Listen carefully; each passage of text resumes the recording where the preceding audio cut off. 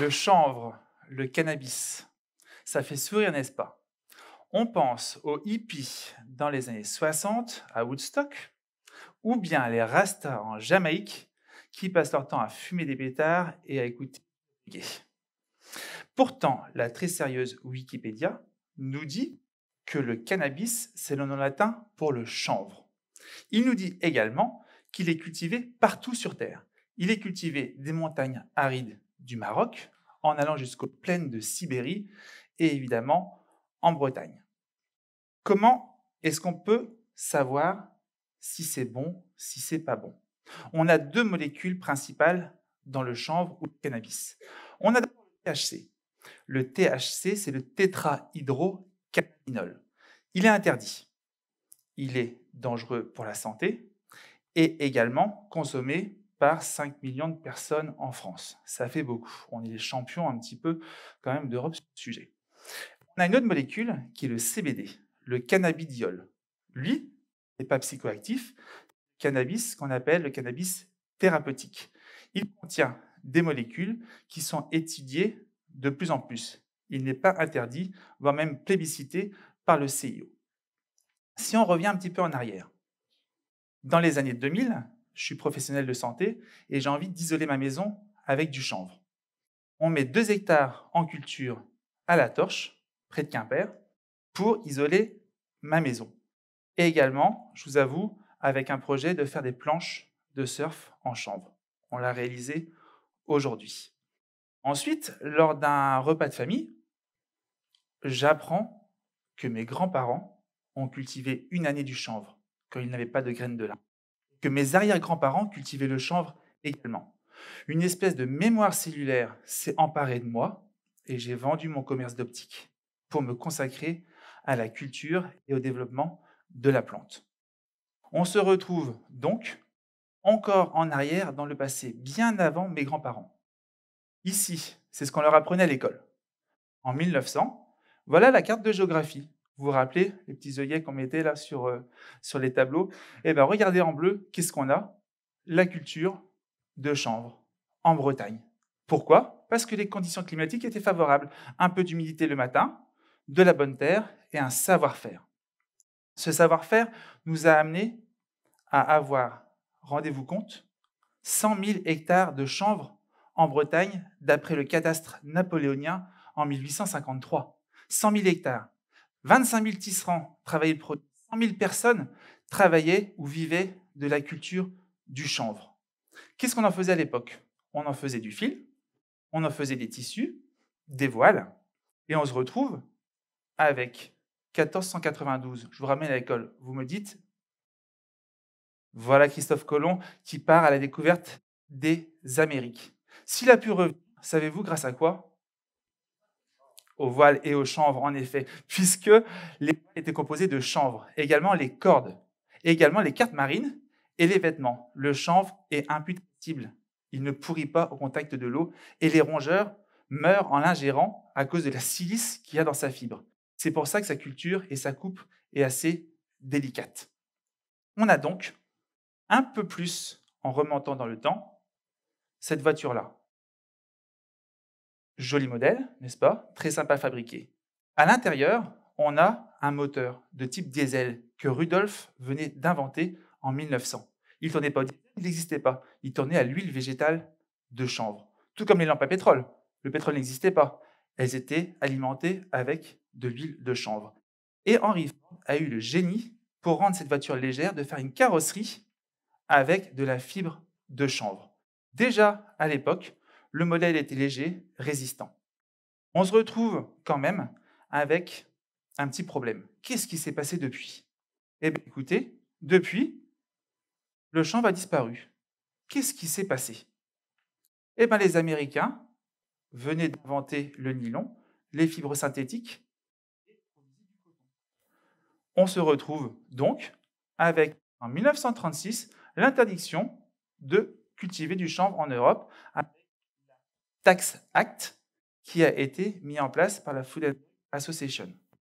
Patatras. On porte aujourd'hui du nylon, du coton, un petit peu de chanvre par ici, et il y a également quelques fous qui se sont dit refaisons du vêtement.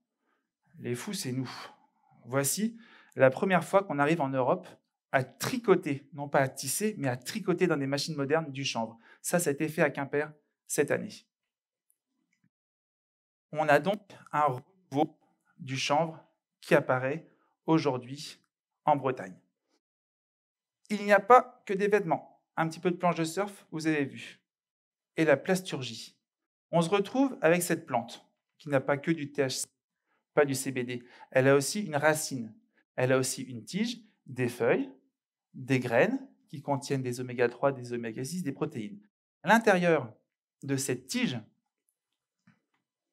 on se retrouve avec des copeaux. Ces copeaux-là sont remplis de cellulose. Et à l'extérieur, le blindage, c'est ça qui va nous faire le fil de chanvre que nos grands-mères tissaient et tricotaient. Voilà la matière. Après, anecdote, comment est-ce que nos grands-mères arrivaient à avoir net pour filer alors qu'elles étaient presbytes? Eh bien, on voit sur les vieilles photos, en bois blanc, elles ne fumaient pas le tabac gris caporal des vieux, elles fumaient le chanvre. Avec ces copeaux de cellulose, je vous ai fait un petit TEDx. Voilà, un TEDx super léger, résistant, qui est imprimé en 3D. Voilà, vous pouvez le toucher, c'est un matériau d'avenir. Peugeot aujourd'hui s'y met, Renault également, on fait des carrosseries avec. Par contre, au niveau des molécules, le THC aujourd'hui a été, comment dire, diabolisé, et je pense à raison, parce que 30% de THC dans des produits qu'on retrouve au marché noir, je pense que c'est devenu un produit dangereux aujourd'hui. 0,2% aujourd'hui et 3% dans le vieux chanvre à mémé. On n'est plus du tout sur les mêmes produits. Par contre, au niveau médicinal, l'autre molécule, le CBD, grâce aux plantes qui ont été boostées, on a réussi aussi à booster le CBD. Et ce CBD, c'est un cannabinoïde. On a fait des études depuis environ 15 ans sur le sujet, 3500 publications autour du monde, aucune en France, peu importe. On se retrouve avec, aujourd'hui, dans le cerveau, des récepteurs spécifiques qu'on appelle les récepteurs endocannabinoïdes, des récepteurs CB1 et CB2. Et dans le corps, tous des capteurs. Est-ce que il n'y a plus de chanvre ni de cannabinoïdes depuis un siècle? Mais par contre, lorsqu'on restimule le corps, on réactive ces organes-là. Qu'est-ce que ça nous donne? Ici, on a des petites billes blanches de 0,01 mm qui contiennent les cannabinoïdes. Une centaine à peu près, qu'on étudie au fur et à mesure. C'est ça, ces petites billes blanches qui ont interdit complètement la culture du chanvre en Europe et en Bretagne. C'est un petit peu aberrant. Par contre, aujourd'hui, on est sur des études qui nous montrent des bienfaits pour le cerveau, pour les artères, pour les muscles, pour les tendons, pour les os, pour les cartilages. Pas besoin de fumer ou même d'ingérer, puisque les récepteurs ne sont pas tout dans le corps. Avec des pommades, on peut traiter des zones particulières. Je suis obligé de vous parler de quelque chose, c'était le 20 novembre, Alex Kahn, qui est le président de la Ligue contre le cancer, a donné son feu vert pour le cannabis thérapeutique. C'est arrivé il y a quelques jours dans les journaux. Les Américains ont fait une publication disant que la cellule cancéreuse va contaminer les autres. Une cellule saine va, on se lave le matin, va s'en aller et ensuite une nouvelle va prendre sa place. Le phénomène de l'apoptose, c'est ça qui permet à la cellule de mourir et de se régénérer. Dans la cellule du cancer, ça ne marche plus. Si on stimule certaines cellules avec des cannabinoïdes, l'apoptose se remet en place et la cellule cancéreuse en laboratoire se redigère. Je pense qu'il y a un avenir certain sur ce fameux cannabis thérapeutique, ce qui va permettre de relancer à grande échelle la culture du chanvre et également de profiter des bienfaits de l'ensemble de la plante. C'est en cours, c'est en route. Je pense d'ici quelques semaines, en France, on aura des résultats sur le sujet. Dans le monde, vous le savez, hein, il y a des légalisations partout, on ne sait pas ce qui se passe, c'est bien de parler, je pense, avant d'agir. Maintenant, je vais vous parler d'autre chose, des agriculteurs en Bretagne. Ils se retrouvent avec l'obligation de racheter des graines à 0,2% de THC tous les ans. Ça a un coût pour eux. Par contre, quand on a fait nos essais, on se rend compte que cette plante-là fait 60 centimètres à peu près en 3 semaines. Aucune mauvaise herbe n'arrive à pousser. Aucun prédateur, pas de traitement de pesticides ni d'insecticides. La seule plante au monde qui se développe toute seule, sans aucun entretien, et qui pousse en 4 mois. À l'époque, regardez les plantes pousser. Par contre, lorsque l'agriculteur récolte la plante, la racine pivotante a décompacté le sol. Ce qui fait que quand on met un blé derrière, c'est une tête de rotation, on a 10% de rendement en plus. Le sol revit à nouveau avec ces plantes qui n'ont pas de traitement. Vous avez vu, le cannabis thérapeutique, c'est pour l'avenir. L'agriculture, c'est maintenant. Et au niveau alimentaire, je vous ai parlé de la graine. On va presser la graine, on fait des huiles végétales qu'on trouve dans les magasins aujourd'hui bio exclusivement. On fait des farines. Avec ces farines, on fait des pâtes alimentaires, on fait des gâteaux. On réintroduit aujourd'hui, grâce à un projet pour la planète que le ministère a lancé, du chanvre dans les écoles et dans les cuisines centrales. 5 000 repas ont été distribués à Quimper il y a 1 mois et demi. Les enfants, on leur explique, on produit local, c'est du bio. Ils finissent leur assiette. Moins de déchets.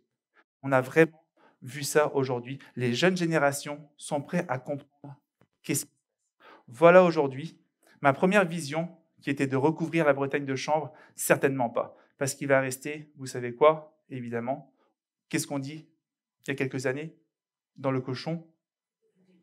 Aujourd'hui, j'ai envie de vous dire, en conclusion, je pense que dans le chanvre, tout est bon. On avait un adage avec des copains quand on a créé l'association Bretagne Chanvre Développement. Le chanvre, richesse d'hier. Le chanvre, une transition pour demain.